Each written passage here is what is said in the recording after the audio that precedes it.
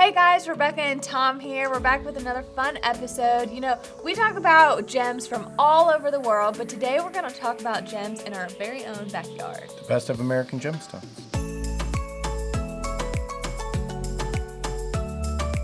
All right, here we go. Okay, is that a clue? This gem is named for its rose color. Let's open it up. Okay. Ooh. Okay, so we've got some faceted gems, a specimen. Ooh, it just keeps coming. They keep coming. Okay, so what we have here is Rhodochrosite. The state gem of Colorado. Beautiful material. We really lucked out that some of these stones we got that are out of an old collection. I really love Rhodochrosite. It's a source of national pride because you can find Rhodochrosite in other parts of the world, but really the finest, nicest gem quality are in Colorado, specifically in the Sweet Home mine. Without a doubt, from South Africa to China, you can find Rhodochrosite. You find a lot of opaque Rhodochrosite in South America, but quality like this is 100% American. Okay, so Rhodochrosite, discovered in the late 1800s in Colorado, but it really wasn't until the 1990s where really good gem quality material was discovered and mined by and large, because originally it has associations with silver, and so actually a lot of Rhodochrosite kind of got dumped out as they were mining for silver, which is really sad. It's the saddest part about a lot of gemstones is their secondary material for what they're going after from, but thankfully someone had a vision to grab it and start mining directly for it. Yes, and I mean, how could you not? It's so pretty. Rhodochrosite is a manganese carbonate. It's an idiochromatic material, meaning that it is colored by an element that is inherent to its chemical composition. So it's colored by manganese, so that's where you get that really nice rosy color. These always remind me of Jolly Ranchers. You'll see a lot of these with Rhodochrosite. They're called rhomhedrons. Rhodochrosite's in the trigonal crystal system. It has 3 planes of perfect cleavage, and it's about a 3.5 to 4 on the Mohs scale of hardness. So from a durability perspective, you have, low hardness, you have perfect cleavage in 3 directions, and so it can be very, very difficult to get large pieces like that in gem quality, and these rhomhedrons are popular because you can see the cleavage planes. Yeah, they really are. There's nothing more unique to a stone than that. Every time you see one, it's just instant. You're like, well, Rhodochrosite. Right. You just know it. And they're just so pretty. They're something that instantly can just go on any shelf. It's great for a collection. Rhoms actually are getting harder and harder to come by. I love this piece. I think that's really pretty. And these are for sale, right? Yep. Everything except this is for sale. The rhoms are such classic Rhodochrosite. This is hard rock material. It's very difficult to mine from. So what we have in inventory is probably one of the larger faceted that you'll see anywhere. Yeah, so take note of that. A piece of advice if you're looking for gems. If you see something you like, get it. Because you never know when it's gonna go away. I definitely have some regrets. Things just sometimes don't come back around. So again, Rhodochrosite has multiple cleavage planes. It's not a very hard material, and it can be difficult to extract because of its durability. They use diamond chainsaw to extract pieces out of the mine, and they take it back. They use a combination of air abrasion and acids to get material off of the surface of the Rhodochrosite, and that will reveal the material underneath. So one reason why you have such a mineral-rich area of the United States is millions of years ago, about 30 million years ago, this area was covered by magma. And so you have a lot of materials coming together, obviously very intense heat, pressure going on, and so you're gonna get a lot of different varieties and gems like quartz, like Rhodochrosite, but Rhodochrosite is certainly one of the more valuable gems to come out of that geologic condition. You ready for the next one? I'm ready. Okay, I think each of these has a clue. Don't confuse this extremely rare stone with another named after the same man. I know what it is. I don't think I know what it is. Oh, I might know. You know what it is. Yeah, okay. Yeah, I know what that is. Oh my gosh, I love this piece. So this is Bixbite. The most debated stone in the world. The most debated stone. What do we call it? So Bixbite is named after Maynard Bixby, who found the stone. There's one locality in the whole entire world that this is produced in gem quality quantity, and that's the Wawa Mountains in Utah. And this is an interesting stone because it's part of the beryl family. Yep. So we know other beryls, yellow beryl or heliodor.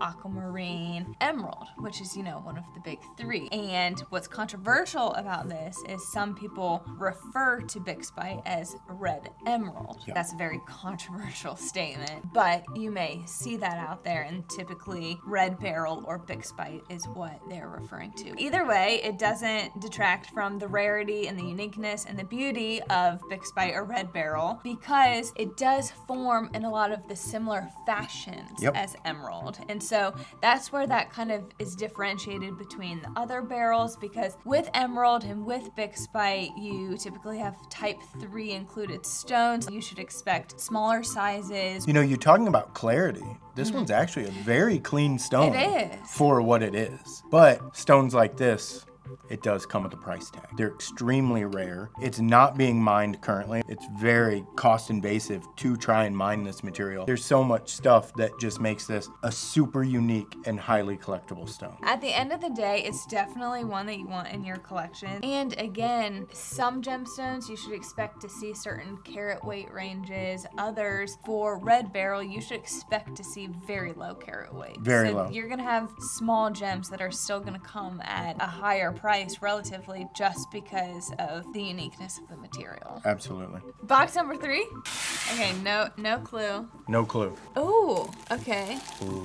So there's a black opaque material. Oh, okay, so I'm gonna guess copper. Yep, float copper from Michigan. These are my favorite because of all the heft in them. Yes, oh my gosh. It's the funnest thing, if you got Ooh, I like kids or this something, one. they're great to pop in their hand. Okay, so these are float copper from Michigan. You want to tell us why it's called float copper? When you have the glacial movements, it just lifts it up and then it floats down. Okay. It's kind of a secondary deposit material.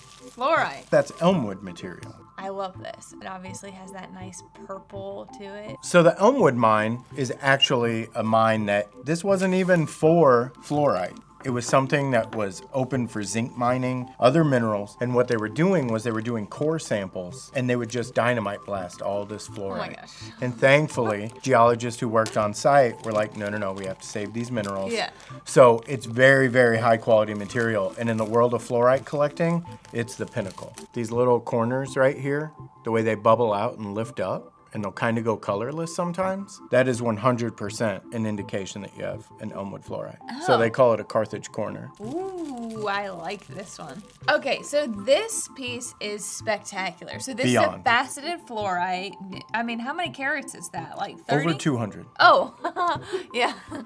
Close. The most interesting fact about this is it's from Westmoreland, New Hampshire. So this mine opened around the 1890s and it closed in 1919. So this material was sitting in someone's warehouse, office, something, and luckily a lapidary walked in, recognized it, and bought it. So that had been sitting uncut in raw form for 60 years.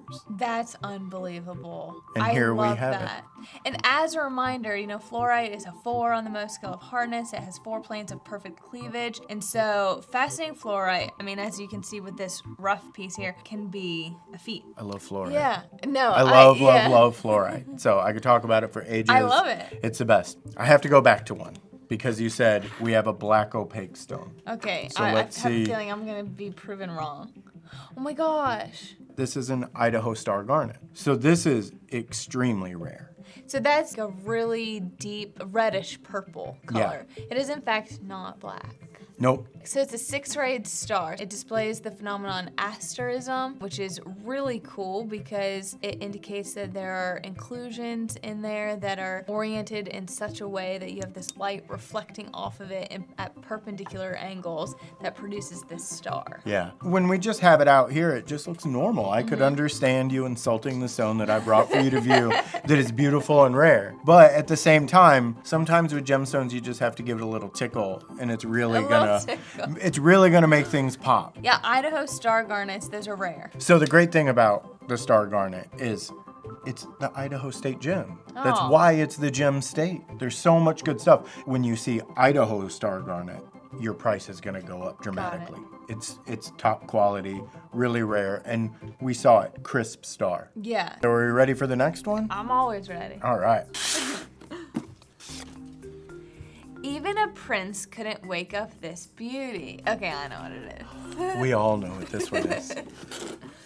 Yes, okay. You can't mistake that appearance. No, right when you see that color, you know exactly what it is. Okay, so this is Sleeping Beauty Turquoise. It's known for what's called this robin's egg blue, and the Sleeping Beauty mine is called as such because above the mine, the mountain appears as if it's a woman lying on her side, so a Sleeping Beauty. Most importantly about this is it's American material, it's no longer being mined and produced, and it's just got a gorgeous color. But the big thing about Sleeping Beauty turquoise versus like a Kingman turquoise or some of the nugget turquoise, it doesn't show a lot of matrix. You might see little white spots of material, but it's generally an overall consistent color. You know, in ancient Persia, that's where a lot of turquoise mining occurred, and you did have some of this nicer quality. Yes. But now, the Sleeping Beauty mine, which is in the western US, it's in Arizona, is really the only other locality where you have that type of color. Absolutely. You know, some people love the matrix, and that can provide a certain look, but it is, like you said, really valuable when you don't have any matrix, because that's really hard to come by, actually. Absolutely. So turquoise is a hydrous phosphate of copper and aluminum, so it gets this nice blue, sometimes greenish color from the copper content, and a lot of the turquoise mines are also copper mines. Yeah, that's a great thing about the Southwest and Arizona in general is there's copper everywhere. From the Morenci mine to the Copper Queen down in Bisbee. Even when you go out there just rock hounding for fun or on vacation, you're always coming up with copper byproducts and slag, and it's just great. All of these facet gems and all these cabs are for sale, so we'll make sure to put links in the description so you can check those out. Okay, you ready? I'm ready. All right. Hold on. Oh, I know what that is. This is a cool gem. So this is Montana Sapphire. Yeah. This one is really the one that gave it away to me. So it has like a greenish blue tint to it. It's light, but then it also has this yellow portion. A lot of the Montana Sapphire, they have just this specific color. Yeah. Beautiful, but not your typical sapphires from, you know, Sri Lanka, Not at all. Madagascar, things like that. I almost equate a Montana sapphire to like an Australian sapphire because sometimes with an Australian sapphire, that's where a lot of the party color sapphires come from, where it's the blended color of the green and yellow together, or a lot of like really strong color zoning. And you see that as well in Montana sapphire. Yes. What is this?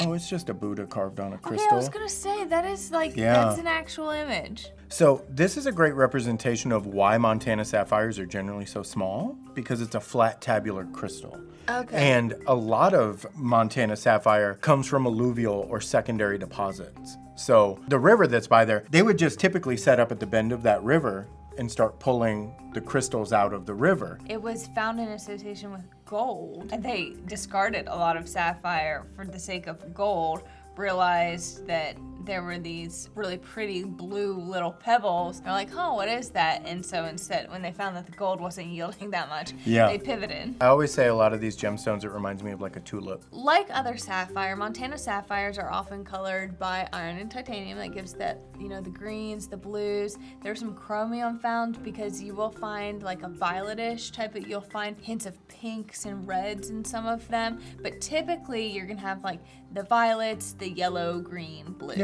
Yeah, it comes in all colors out of Montana, and that's probably why George Coons was saying that this is the finest quality gem material to come out of the United States, is right there in Montana, and those are big words. Here's your next bug.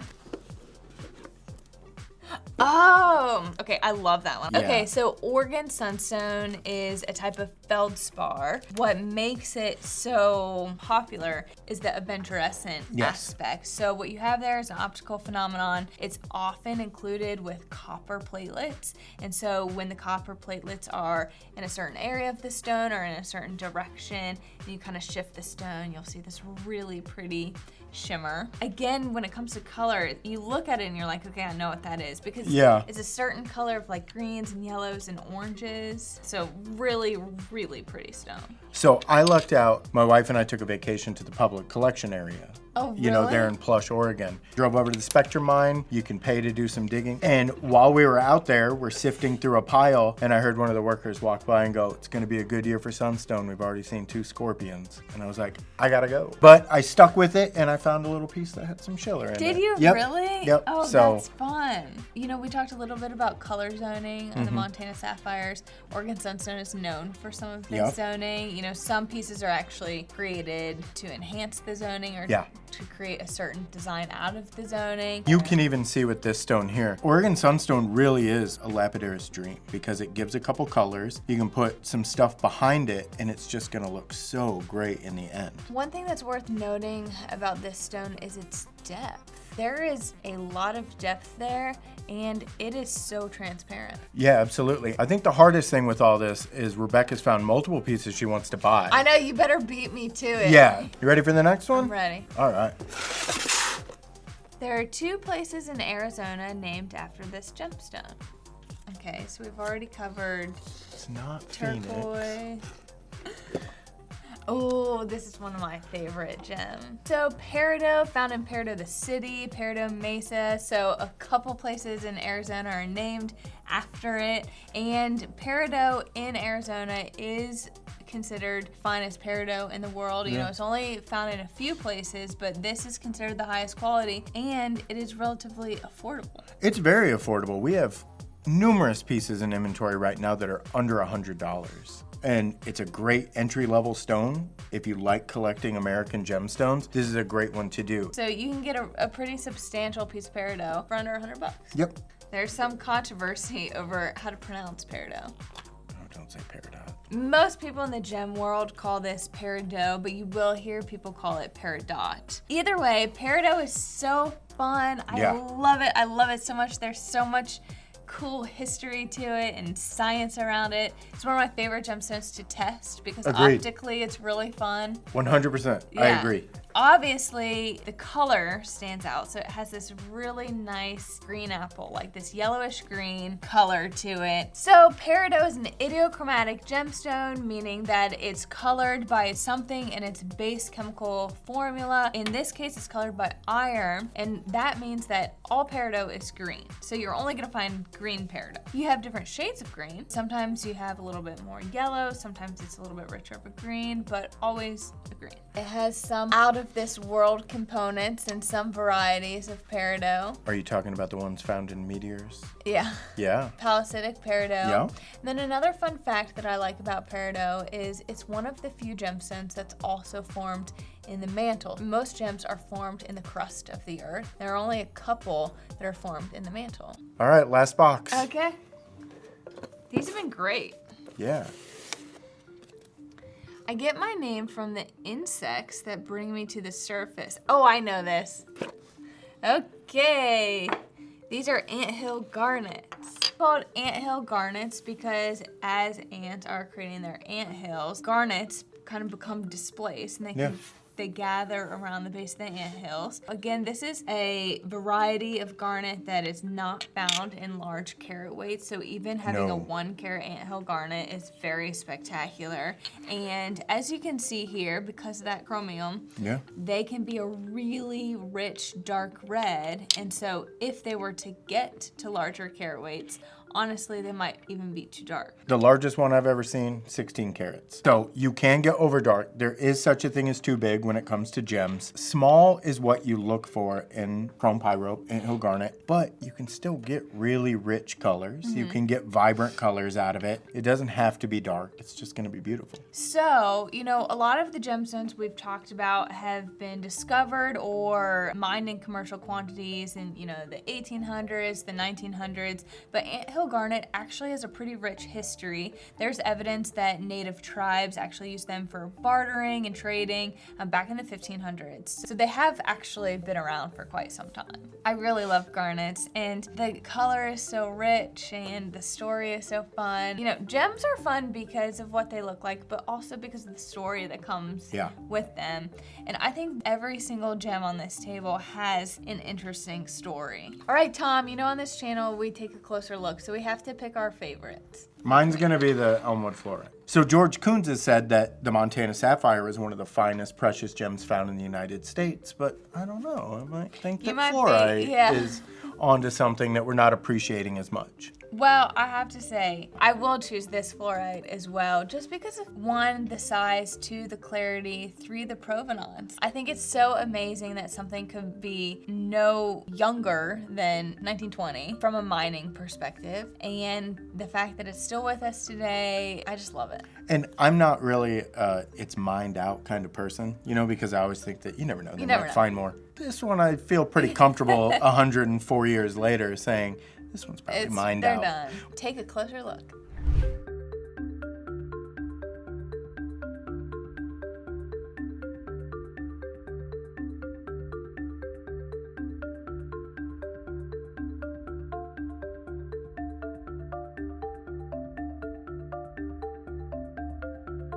Okay, Tom, this was a super fun episode. I loved it. I think we made a good case for American gemstone. I think so. Almost all of these are for sale, so we'll put the links in the descriptions and let us know what you buy. And don't forget to like, subscribe, and ring that bell so you don't miss out on our future videos. Thanks for watching.